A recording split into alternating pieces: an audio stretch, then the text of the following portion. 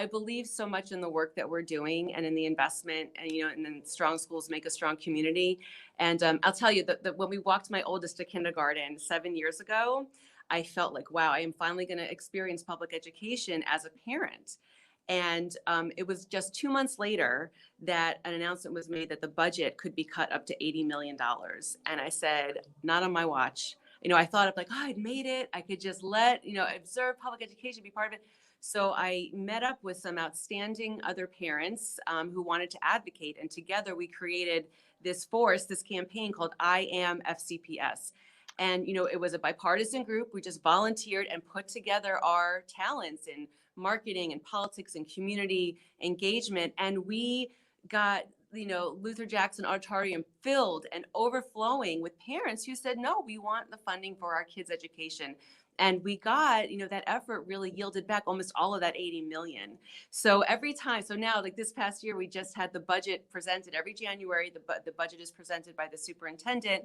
And when I look out and I see, usually it's a pretty empty auditorium, it always reminds me that, when parents understand, when the community understand what is involved with that budget, which is $3 billion, wow, you can get a lot of people really engaged. So, it's funny you mentioned that, because I remember that I Am FCPS campaign. I'm so glad you brought that up, because Jay Frost messaged me and said, you need to come. They're going to cut the foreign language programs in elementary school.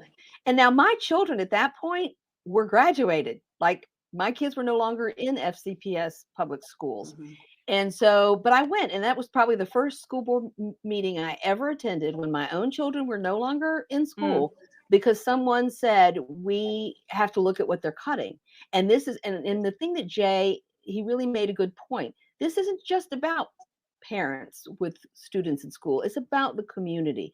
If all politics is local, all schools are local. They reflect the values of the people who live there. And so, so getting back to my time at the Department of Education, here I am thinking I'm going to be at that macro level, but I could tell you, if people are interested in government and public policy, local is where it's at. This is, and we can see now with all of the excitement, and a lot of it negative around school boards, this is where people are most engaged, because look, we're all of us, whether it was public education or not, have been through education, hopefully. Right. And as parents, we have a say, and it's about our children that we care about. And so it's a very visceral, very personal thing. And the school board is very accessible. And it really strikes me that, people seem to think that the school board has a lot of authority and power, when really we have zero ability to raise any money in Virginia. Where I grew up in New York, I remember as a student, I went to the school board and lobbied to not have them cut the budget. And my parents would go and vote on the budget. I think, here, especially in the DC area, where people might be coming from other places, understanding how the funding works in Virginia and in Fairfax County could be really important, because the truth is we have the school board on one side, and then we have the county board as our counterpart that really have all those purse strings, and they, raise revenue based on largely real estate taxes. And then if you don't own a home, you might not even understand that process. But really the county is the one that transfers those funds over to the schools. And so we do this partnership and this collaboration every year to say, hey, County Board of Supervisors, this is what we would like to fully fund our excellent programs, including foreign language and music and special ed and all the honors and all those things. And the county says, well, here's our, portfolio of community services we need to fund: libraries, parks, health, transportation, and education. Because of the way it's funded at the state, we have to spend the most of our money in Fairfax on education. Other places in Virginia are not like that. But for every state tax dollar we send down to Richmond, we only get a quarter of that back. That's very different in other places in Virginia. You're absolutely right. In fact, that was something Dick Saslaw was saying something about that yesterday. I saw in a news article about, because we're in session. The General Assembly is in session right now. Yep. We have a part-time legislature here in Virginia. It's either 45 days or this year it's 60 days, because it's an even numbered year. But you're right. Understanding where the money comes from schools, whether it's your Board of Supervisors, and you're right, the Board of Supervisors is always targeted education is something important to the people who live in Fairfax County. So it is the largest line item in the county budget is for education. Yes. But then money comes from the state as well. And there's a CPI calculation. And as a matter of fact, like, they are discussing that today. They discussed it yesterday. People don't understand. It's been discussed for decades, and it's a very, I find, so I'd like to talk a little bit more about how to advocate, because we have some really passionate and also experienced people. We also have people that don't have the time or, capability to advocate. And, as an elected official, I really try to encompass those people who don't have time to tell me their opinion, but I go on what I was elected for, the values I was elected upon. And, so even this week, we're considering some advocacy of staff members who are coming to us.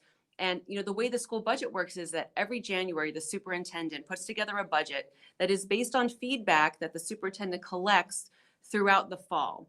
So like if you're an advocate and you want to really talk about some change in funding, you really have to start talking to school board members in the fall, so that they can say, hey, superintendent, I really want you to fund outdoor education, which is one of my priorities, right? So I've asked questions about how can every school have an outdoor learning space? Because some of our schools don't seem to have that. Or how can we get a specialist in every school that can help teachers with the training to teach outside and according to academic standards and engaging, content? So the superintendent takes all that together, works with the amazing financial staff, produces a $3 billion proposal that gets released every January to the board. And he says, this is my best shot. I think it's got what you asked for. I think it's what the county will give us. Here you go. So we're in this phase now where the board is now discussing, can we tweak some things? Are there some amendments that we want to add? I would love to add something about, getting some more outdoor ed specialists. Then in a few weeks, at the end of February, we approve what's called the advertised budget. And it's it's a misnomer, it's confusing, but it's basically saying, this is what the board is asking for. Then it goes back over to that county board, and the county board wrestles with it with its other portfolio of things. And that's an opportunity then for the public to go to the county board and say, hey, when you do that education funding, please include this amount, or please include for libraries or parks and whatnot.